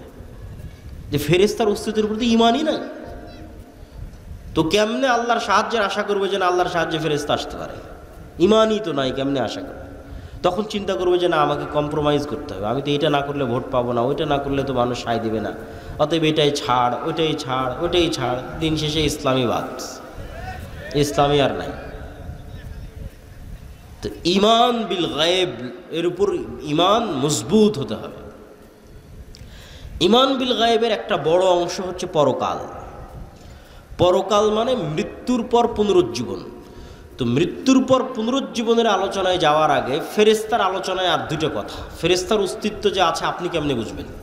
ঠিক আছে ভাই, মানলাম, বিশ্বাস করলাম আপনার কথা আব্দুল্লাহ ভাই, যে নূর চোখে দেখি না, তাও নূর আছে পৃথিবীতে, আমার সাথে ফেরেশতা আছে, আমাদের এখানে সবার সাথে ফেরেশতা আছে, বিশ্বাস করলাম। কিন্তু তাও বাস্তব ইন প্র্যাকটিক্যাল লাইফ, লিয়াতমাইন্না কলবি, অন্তরের প্রশান্তির জন্য বিশ্বাস বাস্তবে পরীক্ষা করে দেখতে চাই ফেরেশতা আছে কিনা। তো বাস্তবে ফেরেশতার অস্তিত্ব বোঝার একটা পরীক্ষা দিয়ে যায়, যাতে আপনি বুঝতে পারেন যে হ্যাঁ ফেরেশতা আছে। তো আমাদের যখন এসএসসি এবং এইচএসসি পরীক্ষা থাকতো, সকাল 8টা 10টার মধ্যে পরীক্ষার হলে ঢুকতে হবে, ওইটার যে একটা টেনশন বা একটা তাড়া কাজ করতো, ঠিক যদি কারো ফ্লাইট থাকে, প্লেন থাকে, বিমান থাকে, ট্রেন থাকে, তাহলে ওইটা ধরার জন্য যে ব্রেনে তাড়া কাজ করে, নিয়তের মজবুতি কাজ করে, আপনি একদিন ওই রকম নিয়ত করবেন যে আজকে ফজরে উঠব। বেশি দিন করতে বলিনি, একদিন, আজকে রাতে করতে পারেন। কীরকম নিয়ত? ঠিক বিমানে ফ্লাইটের টিকিট থাকলে যেরকম নিয়ত করেন, পরীক্ষা থাকলে যেরকম নিয়ত করেন, ট্রেনের টিকিট থাকলে যেরকম নিয়ত করেন, ওই রকম নিয়ত যেন আজকে ফজরের 5টার সময় আজান দেবে, ফজরের সালাতে 5টার সময় উঠতেই হবে, নিয়ত শক্ত করবেন। এমনি ওই মনে করলাম যে ফজর উঠবো, চলো ফোনে অ্যালার্ম দিই, ওটার কথা বলিনি। ফোনে তো অ্যালার্ম দেওয়া লাগবে না, কেননা পৃথিবীতে কারা আছে? কারা আছে? ফেরেশতা আছে তো ফোনে কেন অ্যালার্ম দেবেন? মানুষকে কেন বলবেন যে আব্দুর রহমান জিহাদি সাহেব আমাকে ফজরে ডেকে দিয়েন? কেন ফজরে তুলে দেওয়ার জন্য কে আছে? ফেরেশতা আছে। ফেরেশতা তো পৃথিবীতে আছে। মানুষকে কেন বলতে যাবেন যে আমাকে ফজরের বেলা উঠিয়ে দিবেন? ফেরেশতা উঠিয়ে দেবে। এটা আপনি বাস্তবে প্র্যাকটিক্যাল পরীক্ষা করবেন যে ফেরেশতা আপনাকে উঠিয়ে দিচ্ছে কিনা, আপনি উঠতে পারছেন কিনা। কোনো মানুষকেও বলার দরকার নাই যে আমাকে ফজরে উঠাতে হবে, কোনো মোবাইলে অ্যালার্মের দরকার নাই যে আমাকে ফজরে উঠাতে হবে। তারপরে আপনি শক্ত নিয়তে ঘুমিয়ে যান এবং ঠিক রাসূল সাল্লাল্লাহু আলাইহি ওয়াসাল্লামের সুন্নাত অনুযায়ী ঘুমিয়ে যান। তো রাসূল সাল্লাল্লাহু আলাইহি ওয়াসাল্লাম কী বলছে? যে আপনার মাথার কাছে একজন ফেরেশতা পাহারাদার অবস্থায় থাকবে ফজর পর্যন্ত।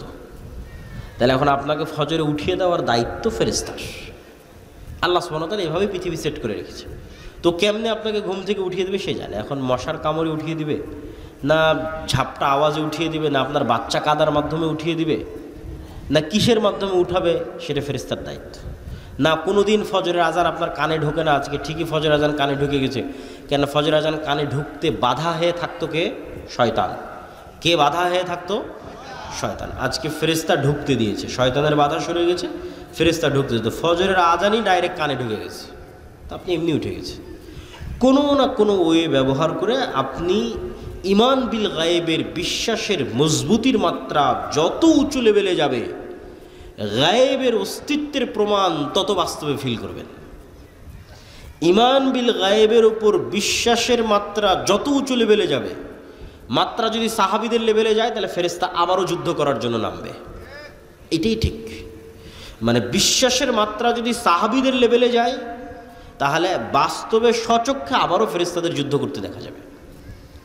কিন্তু ওই লেভেলে মাত্রা নাই, যাচ্ছে না, নেওয়া যাচ্ছে না। কেননা আমরা সবাই হয়ে আছি শয়তানের বন্ধু, শয়তানের দোসর। কেমনে আপনার কাছে ফেরেশতা আসবে আপনি বলেন?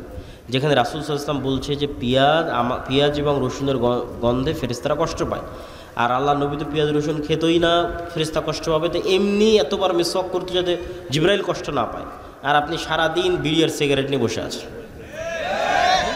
তাহলে আপনার কাছে ফেরেশতা যাবে? আপনার কাছে ফেরেশতা যাবে না। আপনার সাথে কে আছে সব সময় বলেন তো? শয়তান আছে। আপনি সিরিয়াস বিশ্বাস করেন আপনার আশেপাশের যত বন্ধু অস্তিত্বশীল আছে এদের অস্তিত্ব যত সত্য, আল্লাহর কসম, ওয়াল্লাহি আল্লাহর কসম, ওয়াল্লাহি আল্লাহর কসম, আপনার সাথে ফেরেশতার অস্তিত্ব তত সত্য, আপনার সাথে শয়তানের অস্তিত্ব তত সত্য। তা আপনি তো শয়তান যেটা যেটা পছন্দ করেন ওটা আপনার সাথে ধরে রেখেছেন, তাহলে তো সবসময় আপনার সাথে শয়তান আছে। আল্লাহ নবী বলছে যেই ঘরে ছবি মূর্তি আছে, যেই ঘরে কুকুর আছে, ওই ঘরে কে ঢোকে না? ওই ঘরে ফেরেশতা ঢোকে না। কেউ যদি কোনো ঘরে ঢোকার সময় বলে আসসালামু আলাইকুম, তাহলে ওখান থেকে কে পালিয়ে যায়? শয়তান পালিয়ে যায়। আর যদি আসসালামু আলাইকুম না বলে তাহলে শয়তান আরও ডাক দেয় যে আসো এখানে থাকো। তাহলে আপনার কাজের মাধ্যমে আপনি কাকে বন্ধু বানিয়ে রেখেছেন আপনি ভালো জানেন। ফেরেশতারা পবিত্রতা পছন্দ করে। কোনো একটা মানুষ যদি অজু ভাঙলেই অজু করে এরকমও যদি কোনো মানুষ পৃথিবীতে থাকে, তাহলে ওই মানুষ দুনিয়াতে থাকা অবস্থায় ফেরেশতাদের মতো স্বভাব অবলম্বন করতেছে, আছে দুনিয়াতে কিন্তু আসলে ফেরেশতা। কেননা ফেরেশতারা যেমন সবসময় পবিত্র ও পবিত্র। আর একজন পেশাব থেকে যত্ন নেয় না, কোথায় দাঁড়িয়ে পেশাব করছে, কোথায় পেশাব নিয়ে পানি নিচ্ছে না, তাহলে ওর সাথে সবসময় কে আছে? শয়তান। তাহলে ও কীভাবে হেদায়েত প্রাপ্ত হবে? আর ওর আন্দোলন মিছিলে আর কীভাবে আল্লাহর সাহায্য নেমে আসবে? আর ওর ভোটে কীভাবে আর ইসলাম বিজয় হবে? গায়েবের মদদ ছাড়া, কেন এটা আল্লাহর দিন, গায়েবের মদদ, অদৃশ্যে সাহায্য ছাড়া ইসলামের বিজয় সম্ভব নয়। দুনিয়ার লজিকে মুসা আলাইহিস সালাম কোনোদিন ফিরআউনের উপর বিজয় লাভ করবে না, সম্ভব নয়। গাজার মানুষের চাইতে দুর্বল ছিল মুসা আলাইহিস সালাম, দুনিয়ার লজিকে বিজয় সম্ভব নয়। কিন্তু মুসার বিজয় সম্ভব হয়েছে আল্লাহর শক্তিতে, আল্লাহর ক্ষমতায়। পৃথিবীর সব নবী রাসূল যুগে যুগে যা হয়েছে সব আল্লাহর সাহায্য, আল্লাহর শক্তি, আল্লাহর ক্ষমতা, আল্লাহ তার ফেরেশতাদের সাহায্য করেছে। আর তাদের ঈমানের মাত্রা ওই লেভেলে ছিল। তো ঈমান বিল গায়েবের আরেকটা অংশ যেটা একটু না বললেই নয়, সেটা হচ্ছে পরকাল। এই পরকালের কথাটুকু বলে আমরা বক্তব্যের শেষের দিকে যাব। পরকাল মানে মৃত্যুর পর জীবিত হওয়া। আপনারা কোনোদিন দেখেছেন কোনো মৃত মানুষকে জীবিত হতে? একটু কথা বলেন, কোনো মৃত মানুষকে জীবিত হতে দেখেছেন? দেখেননি। এখন যদি কোনো মৃত মানুষ কবর থেকে উঠে আসে বিশ্বাস করবেন? বিশ্বাস করবেন না, মনে হয় অবিশ্বাস্য। আচ্ছা, আজ থেকে 100 বছর আগে যদি আপনাকে বলা হতো যে আপনার কথা আপনি এখানে বলবেন, আমেরিকায় শোনা যাবে, বিশ্বাস করতেন? বিশ্বাস করতেন না। ওমর রাদিয়াল্লাহু তাআলা আনহুর বিষয়ে একটা রেওয়ায়াত পাওয়া যায় যে উনি মসজিদে নববীর মেম্বারে বসে আওয়াজ দিয়েছেন, যুদ্ধের মাঠে গিয়ে সে আওয়াজ শোনা গেছে। ইরাকে সিরিয়ায় যুদ্ধের মাঠে আওয়াজ শোনা গেছে। তো এই এরকম যদি কেউ বলতো যে না এখানে আওয়াজ দিব আমেরিকায় শোনা যাবে, ভুয়া কথা কোত্থেকে বলে, বিশ্বাস অসম্ভব। তো বিজ্ঞানের মাধ্যমে আমি মনে করি আমার এই ধারণা ভুল হতে পারে, সায়েন্স অ্যান্ড টেকনোলজির মাধ্যমে আল্লাহ গায়েবের পর্দাগুলোকে সরিয়ে দিচ্ছে। বহুদিন যাবৎ এগুলো সব গায়েব ছিল, এই গায়েবের পর্দাগুলো সরে যাচ্ছে। কিয়ামত যত নিকটে আসবে গায়েবের পর্দা তত দ্রুত সরতে থাকবে। গায়েবের পর্দা সরতে সরতে সরতে সরতে কোন লেভেলে যাবে জানেন? পৃথিবীর সবচেয়ে বড় গায়েব যে মৃত মানুষ জীবিত হবে, এটাও মানুষ সচক্ষে দেখবে। এই দুনিয়াতে মানুষ সচক্ষে দেখবে যে মৃত মানুষ জীবিত হচ্ছে। কিয়ামত হওয়ার আগে, আমি কিয়ামত হওয়ার পরের কথা বলি না। গায়েবের পর্দা অলরেডি সরা শুরু হয়ে গেছে। তো এই গায়েবের পর্দা সরতে সরতে সরতে সরতে সরতে সরতে সরতে সরতে ওই জায়গায় গিয়ে ঠেকবে যে মানুষ দেখবে মৃত মানুষ জীবিত হচ্ছে। তো মৃত মানুষকে জীবিত করা, আল্লাহ ডাল ভাত করার পরেই কিয়ামত দিবেন। মৃত মানুষ জীবিত হওয়া এটা গায়েব, আপনার কাছে ইম্পসিবল মনে হচ্ছে, কিন্তু পৃথিবীতে এটা আল্লাহ সুবহানাহু ওয়া তাআলা ডাল ভাত করে দেবেন। এই জন্য আগেও কয়েকবার এটাকে ডাল ভাত করা আছে। কিভাবে? এমনি তো ঈসা আলাইহিস সালাম আসার আগে বিভিন্ন ঘটনাক্রমে অসংখ্য মানুষকে মৃত্যুর পর জীবিত করা আছে, অসংখ্য মানুষকে। প্রথমে ইব্রাহিম আলাইহিস সালাম বলল বিশ্বাস হয় না যে মরা মানুষ জীবিত হতে পারে। বিশ্বাস আছে কিন্তু ইয়াকিন হয় না, ইতমিনান নাই। আল্লাহ বলল 4টে পাখি নিয়ে আসো, জবাই করো, 4টে পাহাড়ে দাও, নাম ধরে ডাকো। জবাই করলো, 4টে পাহাড়ে দিল নাম, ঠিকই তো, মরা পাখি জীবিত হয়ে গেল। বিশ্বাস করলো। এক নবী এক গ্রামের পাশ দিয়ে যাচ্ছে, পুরো গ্রাম বিরান গোরস্থান হয়ে গেছে, সব মানুষ মরে শেষ, সাফ। নবী বলছে যে এই মরা বিরান গ্রামকে আল্লাহ কীভাবে জীবিত করবে, মনে মনে বলছে। তো আল্লাহ ওই নবীকে ইনস্ট্যান্ট মৃত্যু দিয়েছে 100 বছর। 100 বছর পর নবীকে জীবিত করেছেন। দিয়ে নবীকে জিজ্ঞেস করতে, তুমি বলো কতদিন মৃত অবস্থায় ছিলাম? মুসা আলাইহিস সালাতু ওয়াস সালামকে বানু ইসরাঈল বলল লান নারাল্লাহ হাত্তা লান নু'মিনা বিকা হাত্তা নারাল্লাহ জাহরাতান, আমরা ততক্ষণ পর্যন্ত ঈমান আনয়ন করব না আল্লাহকে যতক্ষণ না দেখব। মুসা আলাইহিস সালাম 70 জনকে নিয়ে তুর পাহাড়ে গেল, আল্লাহর তাজাল্লিতে সবগুলো স্পট ডেড, ইনস্ট্যান্ট মরে গেছে। মুসা আলাইহিস সালাম আল্লাহর কাছে দোয়া করলো, সুম্মা বা'আসনাকুম মিন বা'দি মাউতিকুম, তোমাদের মৃত্যুর পর তোমাদের পুনরায় জীবিত করে দিলাম। তারপর আসহাবে কাহফের ঘটনা, 309 বছর প্রায় মৃত, কিন্তু মানুষ দেখলে মনে করবে জীবিত। আর এবার ঈসা আলাইহিস সালাম, মৃতকে জীবিত করা ডাল ভাত। ঈসা আলাইহিস সালাম মৃতকে জীবিত করা, ঠিক আপনি বাড়িতে যেমন ডাল আর ভাত রান্না করেছেন এরকম। ঈসা আলাইহিস সালাম যে কোনো একটা মাটি নিবে, আল্লাহ কোরআনে বলেছে, কোরআনে আছে, যে কোনো একটা মাটি নিবে, মাটি নিয়ে বিসমিল্লাহ, মাটিতে ফু দিবে, জীবন্ত পাখি হয়ে আকাশে উড়ে যাবে। বলেন আল্লাহু আকবার। রাত দিন উনি মানুষকে করে দেখিয়েছে। কবরের পাশে যাবে মৃত মানুষ, বিইজনিল্লাহ, আল্লাহর আদেশে জীবিত হয়ে যাবে, মানুষ জীবিত হয়ে যাবে। অন্ধ মানুষ, বিসমিল্লাহ বিইজনিল্লাহ, আল্লাহর আদেশে চক্ষুষ্মান হয়ে যাবে, চক্ষুষ্মান হয়ে যাবে। তাহলে ঈসা আলাইহিস সালামের হাতে মৃতকে জীবিত করা ছিল এক প্রকার আপনার বাড়িতে যেমন আপনি ডাল এবং ভাত রান্না করেন, এটা যেমন ইজি, ঠিক তেমন ইজি। এবার গায়েবের পর্দা খুলতে খুলতে খুলতে খুলতে কিয়ামতের পূর্ব মুহূর্তে আসবে দাজ্জাল। দাজ্জালকে আল্লাহ এই ক্ষমতা দিয়ে দেবে। দাজ্জাল মানুষকে বলবে যে আমাকে আল্লাহ হিসেবে বিশ্বাস হয় না, তো তোমার দাদা কতদিন আগে মারা গেছে? তো বলে আমার দাদা আছে 10-15 বছর আগে মারা গেছে। তোমার বাপ? আমার বাপ 5 বছর আগে মারা গেছে। ঠিক আছে, তোমার বাপ আর তোমার দাদাকে আমি নিয়ে আসতেছি কবর থেকে উঠিয়ে। এবং বাস্তব সত্য কবর থেকে জীবিত উঠে তার বাপ এবং দাদা তার সামনে এসে হাজির হয়ে যাবে। তো আজ থেকে 100 বছর আগে, ঠিক আপনার কাছে যেমন কোনো মানুষের 100 বছর আগে মারা যাওয়া কোনো মানুষকে যদি বলেন আমার এখন কথা ডাইরেক্ট আমেরিকায় শোনা যাচ্ছে, তো ইম্পসিবল। তো ঠিক আজ থেকে জানি না, হয়তো কাল পরশুর মধ্যে হতে পারে, কেন কিয়ামতের ঘটনার কোনো সময়সীমা কেউ জানে না, 500 বছরের মধ্যে হতে পারে। মানুষ দেখবে যে তার বাপ দাদা, তার আত্মীয় স্বজন, মৃত আত্মীয় স্বজন কবর থেকে জীবিত অবস্থায় উঠে আসতেছে। তো কিয়ামত ঘটার আগেই মৃত ব্যক্তিকে জীবিত করাকে ডাল ভাত বানিয়ে দেওয়া হবে মানুষের হাত দিয়ে, তাহলে আল্লাহ পারবে না মানুষকে জীবিত করতে? কি বলে? আরে একবার ঈসা আলাইহিস সালাম মৃতকে জীবিত করেছে, আর একবার দাজ্জাল মৃতকে জীবিত করবে, মানুষ মৃত মানুষকে জীবিত করবে। আর আল্লাহ পারবেন না মৃতকে জীবিত করতে? এই জন্য বলছি যে এগুলো গায়েবের পর্দা উন্মোচন হয়ে যাচ্ছে। আপনার কথায় আমার কথা এখন আমেরিকায় শোনা যাচ্ছে, আর আল্লাহ শুনতে পাচ্ছেন না। আমার কথা অটোমেটিক সব রেকর্ড হয়ে থেকে যাচ্ছে, লাইভ হয়ে থেকে যাচ্ছে, দেখা যাচ্ছে, আর আল্লাহ সুবহানাহু ওয়া তাআলা পারবেন না? আমার ফিঙ্গারপ্রিন্ট দিয়ে মানুষ আমাকে অপরাধী হিসেবে ধরে ফেলতেছে, কারো ফিঙ্গারপ্রিন্টের সাথে মিলে না। আমি এখানে যদি এখন ছাপ দিয়ে চলে যাই, তাহলে এখানে যে আমি ছাপ দিয়েছিলাম এটা এরপরে যদি কেউ ছাপ না দেয়, কালকে এটা ফরেন্সিক রিপোর্ট করলে বের হয়ে যাবে যে ওই আবদুল্লাহর পাসপোর্টও এখানে ছাপ দিয়েছিল। তাহলে হাতের মধ্যে এমন কি আছে, যদি আল্লাহ কিয়ামতের মাঠে যদি বলে যে হ্যাঁ এই হাত কথা বলো, এগুলো সবগুলোর মধ্যে সেভ হয়ে আছে। কোনো কিছু পৃথিবী থেকে হারায় না, কোনো কিছু হারাচ্ছে না। হিসাব আল্লাহ সুবহানাহু ওয়া তাআলার হিসাব নেওয়া এবং পুনরায় পরকাল বাস্তবায়ন করা এত সহজ, এত বাস্তব। সম্মানিত উপস্থিতি, তাহলে ঈমান বিল গায়ব যখনই আপনি বিশ্বাস করে নেবেন যে হ্যাঁ পরকাল ঘটবে, না ঘটে গেছে, মরব না মরে গেছে, তাহলে এবার জীবনের সিদ্ধান্ত নেওয়া সহজ হবে। যে কোনো ইসলামী দল যখন মনে করে নেবে যে না আমরা সবাই শহীদ হয়ে গেছি, আমরা সবাই মারা গেছি, কেন এই জীবনের তো কোনো মূল্য না ইসলামের দৃষ্টিতে। আল্লাহ, মৃত্যু মানে আল্লাহর সাথে সাক্ষাৎ। তো যখনই আপনি পরকালকে অতীত ধরে নেবেন, তখন আপনার সব সিদ্ধান্ত দেখবেন সঠিক সিদ্ধান্ত নিচ্ছেন, বিজয় দ্রুত আসতেছে।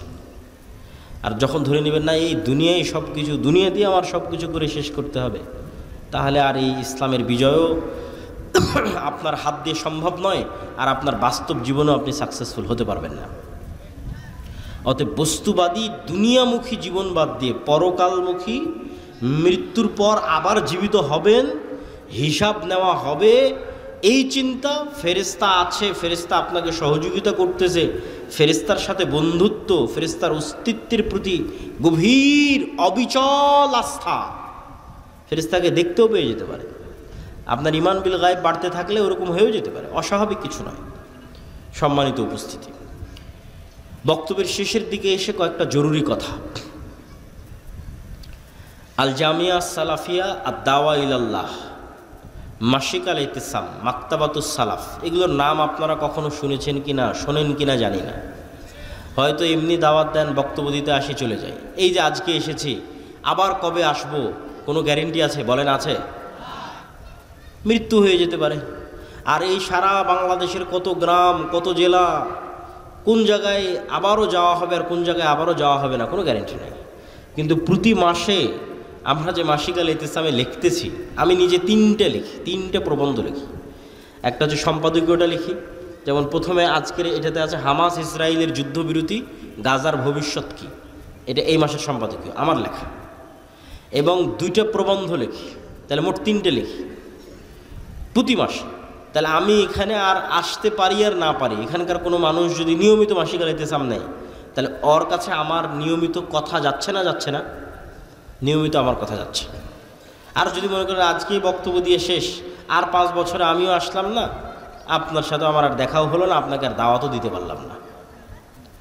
তো এই জন্য আমাদের লেখনীকে, আমাদের অন্য আর যে কার্যক্রমগুলো আছে, যেমন দাওয়া ইলাল্লাহর কাজ কি, মক্তব, এত বলি সুমন ভাইকে, মনিরকে, যে এইভাবে নয়, দাওয়াতি কাজের মাধ্যমে প্রোগ্রাম করতে হবে, কিন্তু বুঝাতে পারি না। হয়তো আমার ব্যর্থতা, এই জন্য বুঝাতে পারি না। আমরা আলহামদুলিল্লাহ অন্যান্য জায়গায় সফল কাম হয়েছে। আমাদের গাইবান্ধা জেলায় মক্তব চলতেছে, আরও বহু জেলায়, সারা বাংলাদেশে 600 মক্তব ট্রেনিং প্রাপ্ত মানে এই সমস্ত 600 মক্তবের শিক্ষকেরা জামিয়া সালাফে ডাঙ্গিপাড়াতে ফ্রি থাকা, খাওয়া এবং যাতায়াত খরচ, এবং ওই 600টা মক্তবের ছাত্রের ফ্রি বই, ছাত্রছাত্রীর কতগুলো জিনিস একটা আর একটার সাথে যুক্ত হলো, 600। এই 600টা মক্তবের ক্ষেত্রে এই সবগুলো জিনিস ঘটেছে। মানে 600 মক্তবের ইমাম জামিয়া সালাফিতে এসেছে, 7 দিন ব্যাপী ট্রেনিং নিয়েছে, থেকেছে, তাদের থাকা খাওয়া খরচ, যারা ট্রেনিং দিয়েছে তাদের বেতন, তাদের যাতায়াত খরচ, আবার ওই মক্তবের ছাত্রছাত্রীর বই, সবগুলো আর দাওয়া ইলাল্লাহর পক্ষ থেকে বহন করা হয়েছে। এবছর আমরা দাওয়া ইলাল্লাহর জাতীয় বক্তব্য প্রতিযোগিতাকে টিভি চ্যানেলে নিয়ে যাচ্ছি। এইটার পিছনে খরচ আছে প্রায় 50 লক্ষ টাকার কাছাকাছি। টিভি চ্যানেলের সময় কেনা থেকে শুরু করে সম্পূর্ণ প্রজেক্টটা বাস্তবায়ন করা। আপনাদের ছেলেমেয়েরাই টিভিতে যাবে এবং কথা বলবে, তাদের জ্ঞানকে ছড়িয়ে দেবে। তাহলে এই যে একটা প্রসেসের সাথে যদি আপনারা যুক্ত হন, এটা স্থায়ী দাওয়াত। আমি সেখানে যাই আর না যাই, আমার ট্রেনিংপ্রাপ্ত শিক্ষক ওখানে কোরআন শিখাচ্ছে, এটা চিন্তা করলেই মন ভালো হয়ে যায়, চিন্তা করলেই মন ভালো হয়। আর যখন মনে করি আমি এখানে আসলাম, ফাও আজকে বের হয়ে গেলাম, এখানে একটা বক্তব্য চালু করতে পারলাম না, তখন মনে হয় যে না, আমার এই দাওয়াতি সফরটার কল্যাণকর হলো না, সাদাকায় জারিয়াটা স্থায়ী হলো না। 2 ঘন্টা চিৎকার করলাম, মানুষ তো এখন ভুলে যাবে। আর যদি না এখানে এই শিবগঞ্জ কানসাট অঞ্চলে আমার 10টা-50টা মক্তব চলে, তাহলে আমার মনে হবে যে না, ওই 10টা-50টা মক্তবে যে বাচ্চা কোরআন শিখতেছে ওর সাদাকায় জারিয়ার নাকি আমিও পাবো। কেন সেগুলোর আমরা খোঁজ খবর রাখতেছি, প্রতিযোগিতা আয়োজন করতেছি, তদারকি করতেছি। তো ঠিক তেমনি আমাদের আরও লেখনির যে বিষয়গুলো আছে, শায়েখ আব্দুর রাজ্জাক বিন ইউসুফের যে বইগুলো আছে, আমাদের ছাত্ররা একটা পত্রিকা বের করে কিশলয়, এটা ছাত্রদের। এর এই যে প্রচ্ছদ ডিজাইন, এটাও ছাত্রদের করা। এর ভিতরের যে লেখার যে ডিজাইন, এটাও ছাত্রদের করা। এটা কোনো স্টাফ, বেতনভুক্ত কোনো স্টাফ দিয়ে করা নয়, ছাত্ররাই করে। তো এগুলো যদি আপনারা না দেখেন, না শোনেন, শায়েখ আব্দুর রাজ্জাক বিন ইউসুফের সালাতের বই, দোয়ার বই, আমাদের মিন্নাতুল বাড়ি, এগুলো আপনাদের মূল্যায়ন করতে হবে। 3 নম্বর যে বিষয়টা, সেটি হচ্ছে সমাজ থেকে অন্যায়কে উৎখাত করার আরেকটা বড় অন্যায় হচ্ছে সুদ। সমাজ থেকে যে সমস্ত অন্যায়কে উৎখাত করা উচিত বলে মনে হয়, তার মধ্যে আরেকটা বড় অন্যায় কি বলেন তো? সুদ। কেন সুদ বড় অন্যায়? সুদ মানুষকে গোলাম বানায়। ফেরাউন বানু ইসরাইলদেরকে যে গোলাম বানাতো না, আপনি ইতিহাস পড়ে দেখেন, ওর গোলাম বানানোর আরেকটা মূলনীতি ছিল সুদ। ওদের সুদি লেনদেনের মাধ্যমে ওদেরকে গোলাম বানিয়ে রাখত। আল্লাহ নবী যখন মদিনায় যায়, তখন মদিনায় সুদি কারবারের সবচেয়ে বড় ব্যবসা ইহুদিদের। তা আল্লাহ নবী খুব ভালোভাবে জানে যে অর্থনীতি যদি কন্ট্রোল না করা যায়, দেশ কন্ট্রোল করা সম্ভব নয়। তাহলে এদের সুদি অর্থনীতির যে বেড়াজাল আছে, এটা ভেঙে চূর্ণ বিচূর্ণ করতে হবে, নাহলে আমি দেশ কন্ট্রোল করতে পারবো না। তো আজকে পৃথিবী এমন একটা সিচুয়েশনে চলে গেছে, কোনো ক্যাশ টাকা নাই। ইংল্যান্ডে আমি 1 বছর থেকে দেখে এসেছি, আমেরিকার লোকজন যারা গেছে তাদের সাথে কথা হয়, ক্যাশ টাকা বলে পৃথিবীতে আর কিছু নাই। মানে প্রত্যেক ক্যাশ টাকার বিপরীতে লোন আছে। এখনও বাংলাদেশে ওই সিচুয়েশন তৈরি হয়নি, এখনও বাংলাদেশে ক্যাশ টাকা আছে। এখন এরকম সিচুয়েশন হয়নি যে আমার পকেটে 1000 টাকা আছে, তাই 1000 টাকার বিপরীতে লোন আছে, এটা না, এখনও হয়নি, এখনও সুযোগ আছে। তো বাংলাদেশে কর্জে হাসানার মাধ্যমে সুদের বিরুদ্ধে লড়াই করা।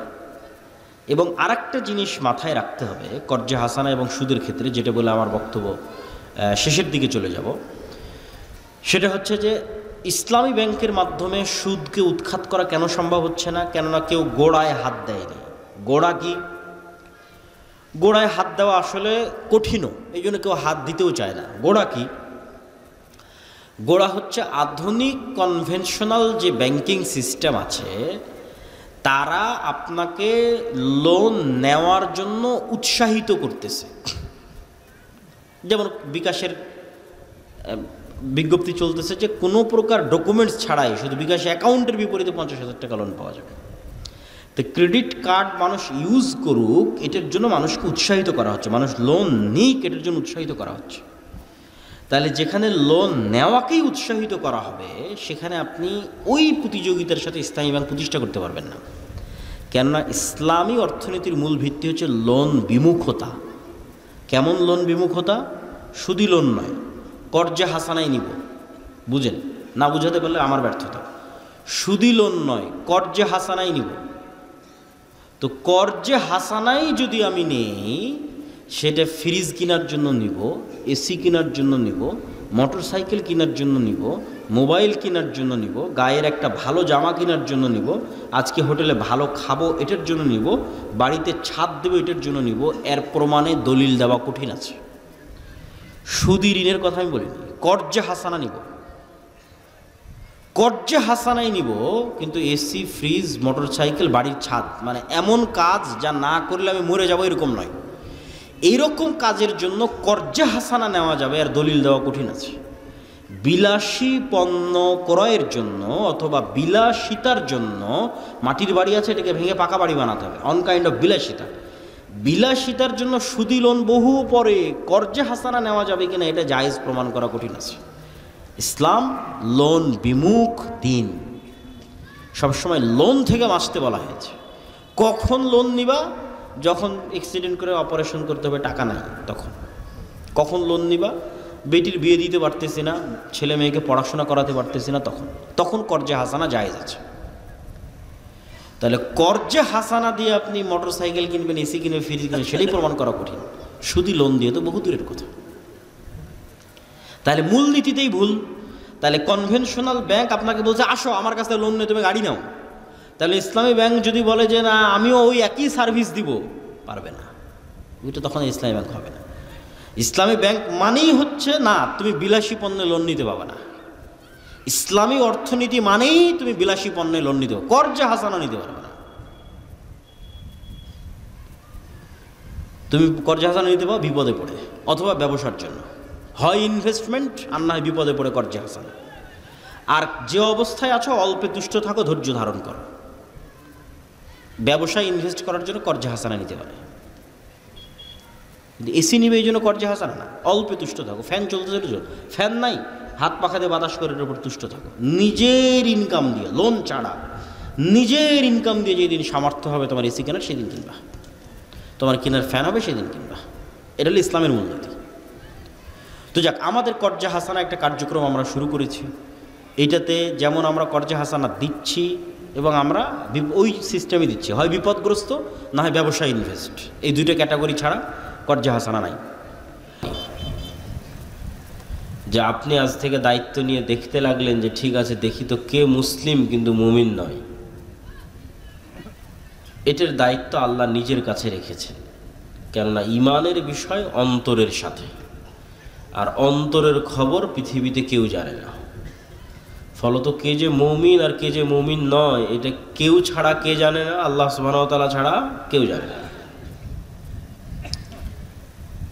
তাহলে ইসলাম বাহ্যিক, যে একটা মানুষ এসে বলল ভাই আশহাদু আল্লা ইলাহা ইল্লাল্লাহ ওয়া আশহাদু আন্না মুহাম্মাদার রাসূলুল্লাহ, আমি সাক্ষ্য দিচ্ছি আল্লাহ ব্যতীত কোনো মাবুদ নেই, মুহাম্মদ সাল্লাল্লাহু আলাইহি সাল্লাম আল্লাহর রাসূল। অন্তরে এটা আছে কিনা কেউ জানে না। একটা মানুষ বাহ্যিকভাবে মসজিদে এসে সালাত আদায় করতেছে, সে মুসলমান হিসেবে গণ্য হবে, তার রক্ত হারাম। জাকাতের সময় জাকাত দিচ্ছে, রোজার দিনে রোজা থাকছে অথবা থাকাটা দেখাচ্ছে, তাহলে এরা সবাই বাহ্যিকভাবে মুসলমান হিসেবে গণ্য হবে। কিন্তু এই মুসলমান ব্যক্তি মুমিন না হয়ে মুনাফিকও হতে পারে। স্বয়ং রাসূল সাল্লাল্লাহু আলাইহি ওয়াসাল্লামের যুগে মুনাফিক ছিল, আমাদের যুগেও মুনাফিক আছে। এবং আমি গত 1.5-2 বছর মুনাফিকির যে আলামত সেদিকেই বক্তব্যের বিষয়বস্তু বানিয়েছিলাম, যে রাসূলুল্লাহ সাল্লাল্লাহু আলাইহি ওয়াসাল্লাম বলেছেন যে মুনাফিকের আলামত ইযা হাদ্দাসা কাযাবা ওয়া ইযা ওয়া'আদা আখলাফা ওয়া ইযা তুমিনা খানা, কথা বললে মিথ্যা বলে, ওয়াদা করলে ভঙ্গ করে, দায়িত্ব দেওয়া হলে দায়িত্বের সাথে খেয়ানত করে। তো আমি বক্তব্য দিতে গিয়ে বলেছি যে 5 ওয়াক্ত সালাত আদায়কারী, নামাজি, হাজি, ওমরাকারী মুসলমানের অভাব নাই, কিন্তু সত্যবাদী, নিজ দায়িত্বের উপর ন্যায়পরায়ণ, নিজ দায়িত্বের আমানতের খেয়ানত করে না, এরকম মুসলমান খুঁজে পাওয়া কঠিন।